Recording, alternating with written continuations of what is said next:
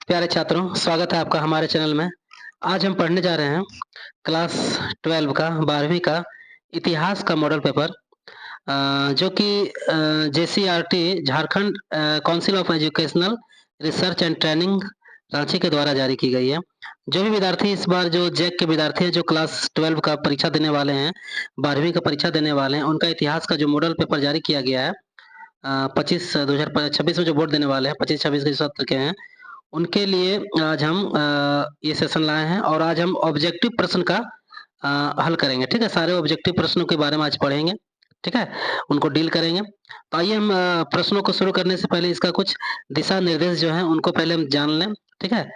देखिए आपका जो फुल मार्क्स है वो पूर्णांक है जो 80 मार्क्स का रहेगा, 80 नंबर का रहेगा और इसके लिए आपको 3 घंटा समय मिलेगा, ठीक है? देखिए इसमें कुछ जो इंस्ट्रक्शंस है, निर्देश हैं। पहला है परीक्षार्थी यथासंभव अपने शब्दों में ही उत्तर दें और इस पुस्तक आपको जो मिलेगा क्वेश्चन उसमें 9 पेज रहेगा, ठीक है? 9 पृष्ठ का रहेगा, मुद्रित पृष्ठ रहेगा और क्वेश्चन जो आपका ए, बी, सी एंड डी 4 भागों में रहेगा। प्रश्नों की संख्या 52 रहेगी, ठीक है? और आगे देख लेते हैं आगे क्या लिखा हुआ है कि खंड ए में 30 प्रश्न जो आपके रहेंगे वो बहुविकल्पीय प्रश्न रहेंगे, मतलब ऑब्जेक्टिव एमसीक्यू टाइप के रहेंगे, ठीक है? प्रत्येक प्रश्न के आपके 4 विकल्प दिए गए हैं। इनमें से आपको एक जो आपको सही लगे उसका चयन करना है, ठीक है? प्रत्येक प्रश्न का 1 अंक आपको मिलेगा, ठीक है? और खंड बी में है 31 से 38 अति लघुत्तरीय प्रश्न का रहेगा। इसमें से किन्हीं 6 प्रश्नों के उत्तर आपको देने हैं, ठीक है? इसमें से आपको 6 प्रश्नों के उत्तर देने हैं। इसका अंक आपको मिलेगा, इसके लिए 2 अंक मिलेगा प्रति प्रश्न, ठीक है? और फिर ये 36 से जो 46 रहेगा वो शॉर्ट टाइप आंसर रहेगा, ठीक है? लघु उत्तरीय शॉर्ट टाइप थोड़ा-सा उससे माने वो हो गया अति लघु उत्तरीय मतलब वेरी शॉर्ट। अब ये शॉर्ट टाइप रहेगा। इसमें से आपको भी कोई 6 प्रश्नों का उत्तर देना है, ठीक है? 3 अंक इसके लिए आपको मिलेंगे प्रत्येक प्रश्न के लिए।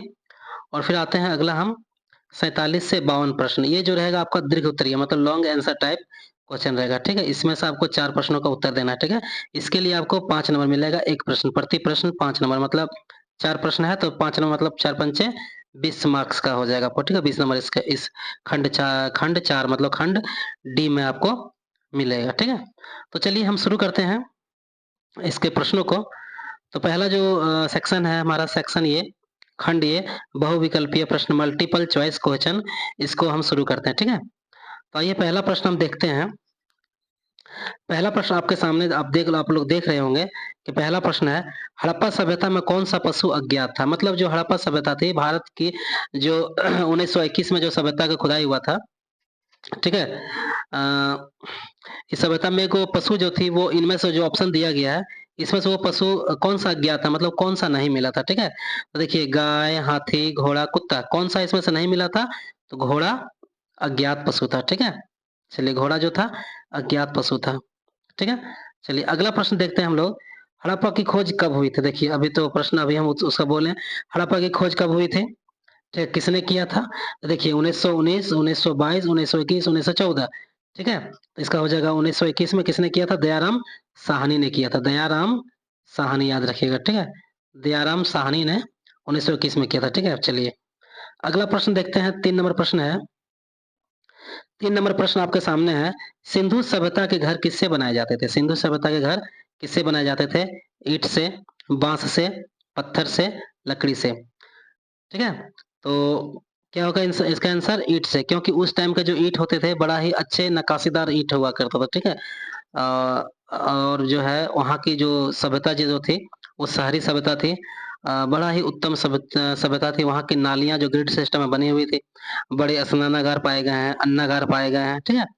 हवन कुंड पाए गए हैं मतलब वो लोग प्रकृति उपासक थे, ठीक है? और हमारे चैनल में आप लोग आए हैं तो लाइक, शेयर, सब्सक्राइब ज़रूर कीजिएगा। ठीक है, चलिए अगला प्रश्न देखते हैं 4 नंबर प्रश्न क्या कह रहा है? 4 नंबर प्रश्न कह रहा है, मौर्य काल में किस लिपि का सर्वाधिक प्रयोग हुआ? मौर्य काल में मतलब मौर्य काल आप लोग जानते होंगे मौर्य वंश का संस्थापक कौन था? मौर्य वंश का संस्थापक था चंद्रगुप्त। तो इसमें हम बता रहे थे आप लोगों को कि मौर्य वंश का संस्थापक कौन था? चंद्रगुप्त मौर्य था, ठीक है? चंद्रगुप्त मौर्य था और चंद्रगुप्त मौर्य के बाद बिंदुसार बना। बिंदुसार के बाद महान अशोक अशोक महान गद्दी पर बैठे थे, ठीक है? जिन्होंने मौर्य वंश का कीर्ति पताका पूरे विश्व में लहरा दिए थे, चलिए, तो इसमें लिपि के बारे में अभी चर्चा हो रही थी, लिपि की हम बात करते हैं। मौर्य काल में किस लिपि का सर्वाधिक प्रयोग हुआ था? अरमाइक, खरष्टी, यूनानी, ब्राह्मी। कौन-सा लिपि का प्रयोग हुआ था? तो ब्राह्मी लिपि का प्रयोग हुआ था, ठीक है? चलिए, ठीक है। अगला प्रश्न देखते हैं, 5 नंबर प्रश्न क्या है? छात्र प्यारे-प्यारे छात्रों, हमारे चैनल में आए हैं तो लाइक, शेयर, सब्सक्राइब ज़रूर कीजिएगा, ठीक है? चलिए, अगला नंबर प्रश्न है 5 नंबर, अष्टाध्यायी की रचना किसने की है? देखिए, अष्टाध्यायी की रचना किसने की है? ऑप्शन पहले देख लेते हैं, पतंजलि, पाणिनि, शूद्रक, कालिदास। तो अष्टाध्यायी की जो रचना है वो किसने किया है? पाणिनि ने किया है, ठीक है? चलिए, अगला प्रश्न देखते हैं, 6 नंबर प्रश्न है। 6 नंबर प्रश्न है, मौर्य साम्राज्य के प्रथम शासक कौन थे? देखिए, इसका चर्चा अभी हम जस्ट किए थे कुछ ही मिनट पहले। आगे देखिए, इसका आंसर हो जाएगा चंद्रगुप्त मौर्य, प्रथम शासक वही थे। उन्होंने मौर्य साम्राज्य का स्थापना किया था। चलिए, ठीक है, अगला प्रश्न देखते हैं, कलिंग का युद्ध कब हुआ था? देखिए, कलिंग का युद्ध जो हुआ था, ये कब हुआ था? ऑप्शन पहले देख लेते हैं, 261 ईसा पूर्व, 250 ईसा पूर्व, 247 ईसा पूर्व, 236 ईसा पूर्व, ठीक है? तो इसका आंसर हो जाएगा आपका 261 ईसा सॉरी 261 ईसा पूर्व में कलिंग का युद्ध हुआ था। अब इसके बारे में थोड़ा आपको बता दूं कि कलिंग जो है अभी वर्तमान में उड़ीसा राज्य में है, ठीक है? उस टाइम कलिंग बोला जाता था, अभी उड़ीसा बोला जाता है। इसके जो अ राजा थे खारवेल, कौन थे?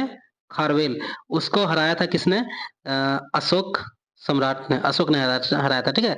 अब क्या है ना कि मौर्य साम्राज्य में, मौर्य वंश में जितने भी राजा थे, मतलब चंद्रगुप्त मौर्य भी हो गए, बिंदुसार हो गए, वो दोनों जो है कलिंग के ऊपर जीत हासिल नहीं कर पाया था, ठीक है? तो मतलब कई प्रयास के बाद, अथक प्रयास के बाद सम्राट अशोक ने कलिंग पर विजय प्राप्त कर ली, ठीक है? लेकिन विजय प्राप्त करने के बाद जब वहाँ पर इतना मृत्यु हुआ, इतने लोग सैनिक मरे, मतलब ये सारी चीज़ जो दर्दनाक जो दुर्दशा थी, वो उस युद्ध भूमि का दशा देख करके अशोक सम्राट का दिल परिवर्तन हो गया, मतलब हृदय परिवर्तन हो गया, ठीक है? और वहीं से उन्होंने शस्त्र का त्याग कर दिया और आजीवन कसम खा ली, और वहाँ से उन्होंने बौद्ध धर्म कबूल का दीक्षा ले लिए उपगुप्त से, और उन्होंने बौद्ध धर्म का कबूल कर लिया और आजीवन शस्त्र को ना उठाने का प्रण ले लिया, ठीक है? उसके बाद वो जीवन भर कभी युद्ध नहीं लड़े और सारे देश में, पूरे विश्व में कहिए, पूरे विश्व में शांति का संदेश वो भेजते रहे और बौद्ध धर्म का बढ़ावा दिए, ठीक है? चलिए, आप उम्मीद है आप लोग को याद हो गया होगा। चलिए, अगला प्रश्न देखते हैं हम लोग, 8 नंबर प्रश्न क्या है? 8 नंबर प्रश्न है, रामायण के मौलिक रचनाकार कौन थे? रामायण के जो मौलिक रचनाकार थे वो कौन थे? तुलसीदास, वेद व्यास, वाल्मीकि, कालिदास, कौन थे? इसके हो जाएगा आंसर वाल्मीकि हो जाएगा, ठीक है? चलिए, अगला प्रश्न देखते हैं, महाभारत, 9 नंबर प्रश्न क्या है? महाभारत। महाभारत युद्ध कितने दिनों तक चला था? 14 दिन तक, 15 दिन तक, 18 दिन तक, 20 दिन तक? तो इसका आंसर हो जाएगा सी नंबर, 18 दिन तक महाभारत युद्ध चला था, ठीक है? अगला प्रश्न है 10 नंबर प्रश्न। 10 नंबर प्रश्न है, जातक कथा में किसके पूर्व जन्म की कथाएं संकलित है? ठीक है, बुद्ध की, महावीर की, कृष्ण की, इनमें से सभी। देखिए, जातक जो कथा है, इसमें बुद्ध के पूर्व जन्म की कहानियां लिखी हुई है, ठीक है? चलिए, अगला प्रश्न देखते हैं 11 नंबर, थेरवाद किस धर्म से संबंधित है? जैन से, बौद्ध से, सनातन से, पारसी से? किससे संबंधित है ये बौद्ध धर्म से ही संबंधित है, ठीक है? चलिए, अगला प्रश्न देखते हैं, 12 नंबर प्रश्न है। ये 12 नंबर प्रश्न है, रेहला। रेहला के लेखक कौन थे? तो आपको बता दूं, ये जो रेहला के लेखक थे, इब्न बतूता थे, ठीक है? ये मोरक्को से आए थे, 1300 शायद 1333 ईस्वी में आए थे, हाँ, मोरक्को से आए थे, और ये दिल्ली के मोहम्मद बिन तुगलक जो दिल्ली का शासक था, उन्होंने इन्हें काजी नियुक्त किया था दिल्ली में, ठीक है? और रेहला पुस्तक, सॉरी, इब्न यहाँ पर है, इब्न बतूता, ऑप्शन नंबर ये हो जाएगा, ठीक? इब्न बतूता ये है, यहाँ थोड़ा इब्न इना लिखा हुआ गलत है, ठीक है?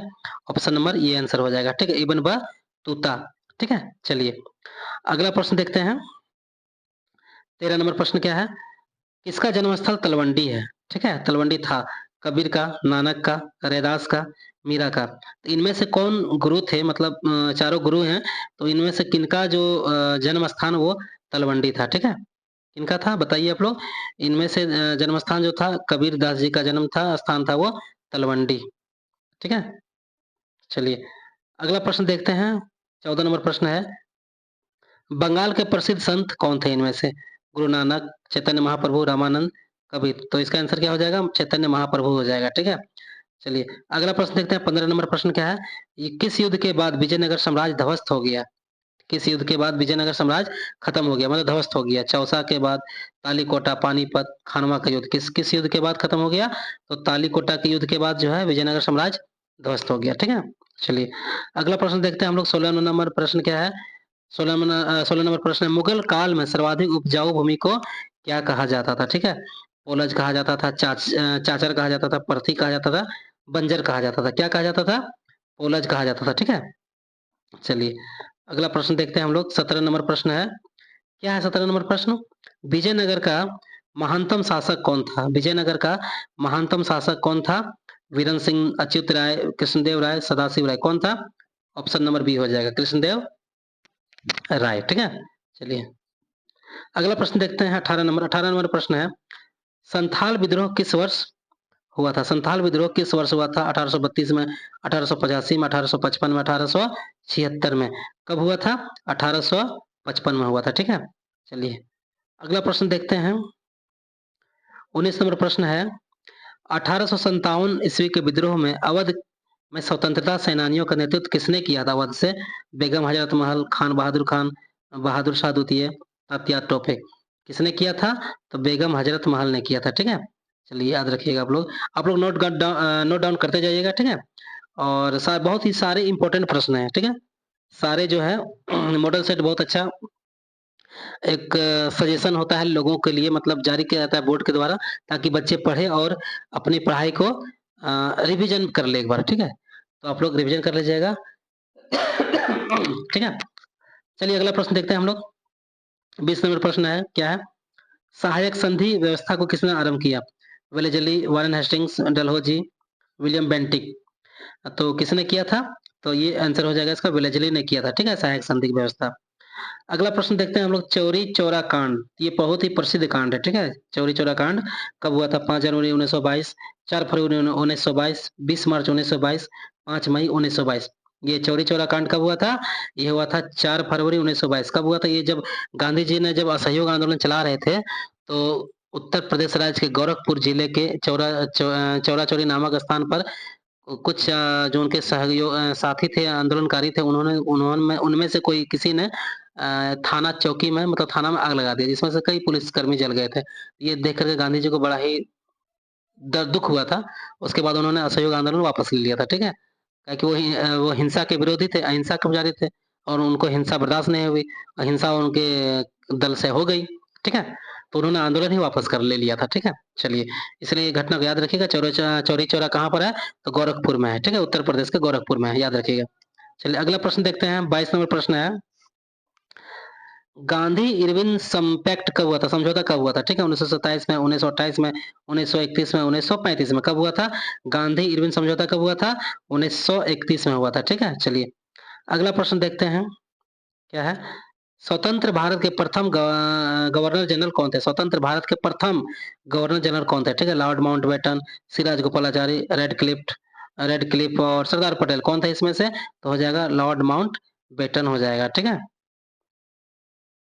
सॉरी, तो स्वतंत्र भारत के प्रथम भारतीय बोला गया ना, तो इसका हो जाएगा आंसर सी राजगोपालाचारी। ठीक है? स्वतंत्र भारत के प्रथम ये नहीं होगा, इसका आंसर हो जाएगा सी राजगोपालाचारी हो जाएगा। ठीक है? स्वतंत्र भारत के प्रथम भारतीय भारतीय है, तो ये अगर बोला सिर्फ प्रथम कहा जाता तो लॉर्ड माउंटबेटन होता। ठीक है? लेकिन ये प्रथम भारतीय है, इसका आंसर हो जाएगा सी राजगोपालाचारी। ठीक है? याद रखिएगा। चलिए ठीक है, अगला प्रश्न देखते हैं 24 नंबर प्रश्न क्या है? 24 नंबर प्रश्न है भारतीय संविधान में संसदीय प्रणाली किस देश से लिया गया है?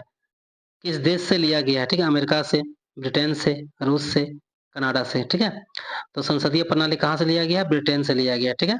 चलिए अगला प्रश्न देखते हैं हम लोग 25 नंबर प्रश्न है क्या है? मूल संविधान में कितने अनुच्छेद हैं? मूल संविधान जब मतलब जब संविधान बना था उस टाइम संविधान में कितने अनुच्छेद थे? ठीक है? 390 थे, 392 थे, 395 थे, 399 कितने थे?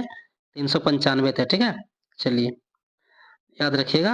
और अगला प्रश्न देखते हैं 26 नंबर प्रश्न है कि विजयनगर की यात्रा निम्न में से किसने की थी? इनमें से कौन था जो विजयनगर की यात्रा किया था? बर्नियर ने, इब्न बतूता ने, ये तो दिल्ली में था, चलिए ये हट गया। निकोलो कांटी, इनमें से कोई नहीं। ठीक है? चलिए किसने किया था? तो निकोलो कांटी ने किया था, ऑप्शन नंबर सी। ठीक है? सॉरी निकोली है, चलिए अगला प्रश्न है, नयनार संत किसकी पूजा करते थे? देखिए नयनार संत किसकी पूजा करते थे? देखिए यहाँ विष लिख दिया है, उल्टा लिख दिया है, शिव होगा, ठीक है? शिव की, विष्णु की, इंद्र की, ब्रह्मा की, किसकी पूजा करते थे? नयनार संत तो शिव की पूजा करते थे, ठीक है? नयनार शिव की पूजा करते थे, ठीक है? अगला प्रश्न देखते हैं, 28 नंबर प्रश्न क्या है? इब्न बतूता ने किस पुस्तक की रचना की थी? देखिए तो आया ही था आगे, रिहला, ठीक है? चलिए अगला प्रश्न देखते हैं, 29 नंबर प्रश्न है, इनमें से कौन सा मूलतः भारत का नहीं है? मक्का, आलू, टमाटर, इनमें से सभी। इनमें से कौन सा जो एक सब्जी है जो भारत की नहीं है? तो इनमें से सभी हो जाएगा, कोई भारत का नहीं है, सब भी तो बाहर से आया है, ठीक है? अगला प्रश्न देखते हैं हम लोग, 30 नंबर प्रश्न में आ गए हम लोग अंतिम प्रश्न पर। देखिए, तंबाकू पर किस शासक ने प्रतिबंध लगाया था? ठीक है, तंबाकू पर जो प्रतिबंध लगाया था, वो किसने लगाया था? वो जहांगीर ने लगाया था, ठीक है? याद रखिएगा। चलिए, तो इस प्रकार से हम 30 प्रश्न हम लोग पढ़ लिए ऑब्जेक्टिव, और अगले वीडियो में हम इसका जो सब्जेक्टिव प्रश्न है उसको हल करेंगे, ठीक है? उम्मीद है आप लोगों को अच्छा लगा होगा, ठीक है? और अच्छा लगा है तो अगर लगा ही होगा अच्छा, तो हमारे चैनल को लाइक ज़रूर कीजिएगा, ठीक है? सब्सक्राइब की भी कीजिएगा और मित्रों के साथ शेयर भी कीजिएगा, ठीक है? धन्यवाद, मिलते हैं अगले क्लास में।